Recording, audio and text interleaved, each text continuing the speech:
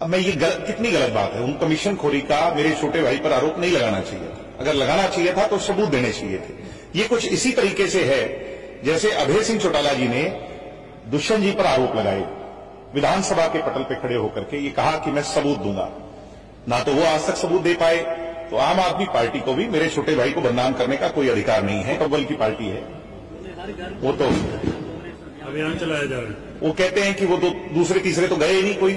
वो तो हुड्डा जी का जो ग्रुप है गुलाबी गैंग, उसकी मीटिंग थी, बाकी तो कोई गया ही नहीं। कोई गया तो बताओ।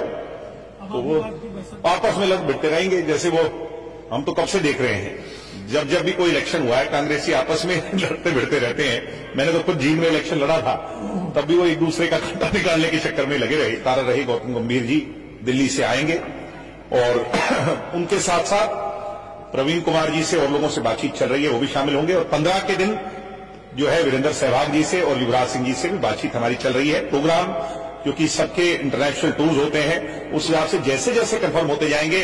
हम 2 जगह प्रदेश में जीती है, दिल्ली में जीती है और पंजाब में जीती है।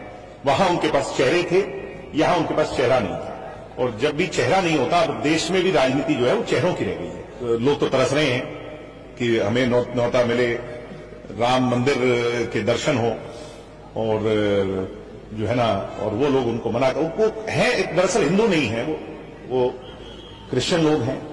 तो शायद उस हिसाब से कैथोलिक सोच है उनकी, क्या पता सोनिया गांधी इसलिए नहीं जाना चाहती हूं। आज हमारे माधोसिंगाना गांव के अंदर जननायक चौधरी देवीलाल ग्रामीण क्रिकेट टूर्नामेंट का pre quarter final stage matches चल रहे हैं।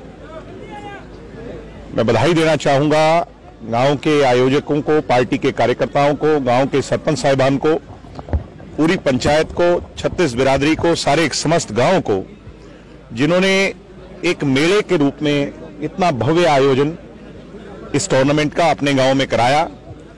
मैं शुभकामनाएं देना चाहूंगा कि जो मिशन इसके पीछे है, चौधरी देवीलाल जी की सोच, मेरा सिरसा उन्नत सिरसा, मेरा हरियाणा खेलों में आगे बढ़े, उस सपने को पूरा करने के लिए धीरे धीरे एक एक कदम हमारा क्षेत्र आगे ले रहा है। और उसी के अंदर उस बड़े प्रयास में ये भी एक आहुति है उस हवन यज्ञ में, नशे के खिलाफ नौजवान युवा पीढ़ी जो है उसको जागृत किया जाए, दिशाहीन युवाओं को एक दिशा दी जाए। तो मैं फिर से बधाई देता हूं और इस तरह के और कार्य आगे भी चलते रहें। जो जिम्मेवारी हमारी सामाजिक बनती है राजनीतिक से अलहदा, उसको भी हम निभाते रहें।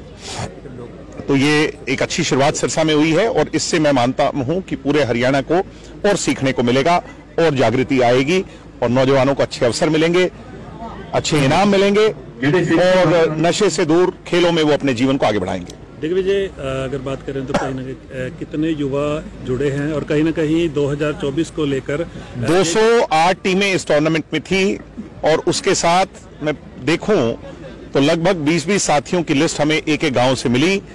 4000 से ज्यादा साथियों की लिस्ट हमने जिला की कंपाइल की। 4000 परिवारों को, क्योंकि पीछे मैं उनको अकेला नहीं मानता, हर घर में 5-5, 6-6 लोग हैं। उस हिसाब से देखा जाए इस टूर्नामेंट का इम्पैक्ट जो है वो 30-40 हजार लोगों पर है। और अगर इतना बड़ा इम्पैक्ट एक छोटे से प्रयास से हो रहा है, पूरा जिला अगर मिलजुल करके इस तरह के और प्रयास करेगा तो जो हमारा बड़ा लक्ष्य है उसको हम हासिल कर लेंगे। नशे से मुक्त सिरसा हम बनाने में कामयाब होंगे। क्रिकेट के अलावा दूसरे